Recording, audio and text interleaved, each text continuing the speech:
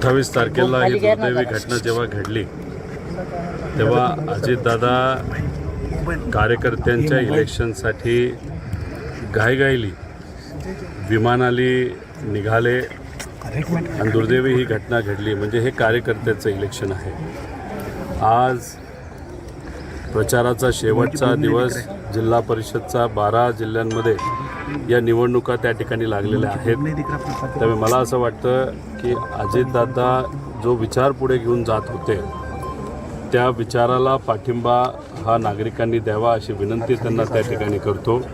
आणि राजकीय नेते दादा तर होतेच आणि एक फार मोठं नेतृत्व राजकारणातलं अजितदादा होते.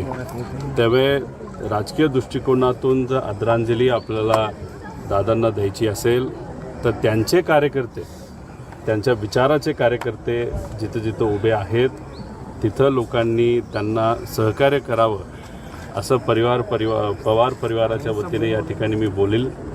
पवार परिवारालासुद्धा या दुःखद घटनेमुळे आणि या दुःखद टाईममुळे प्रचाराला कुठेच त्या ठिकाणी जाता आलं नाही. त्यामुळे लोकही त्या बाबतीत काही गोष्टी समजून घेतील असं वाटतं. कुटुंब प्रमुखाची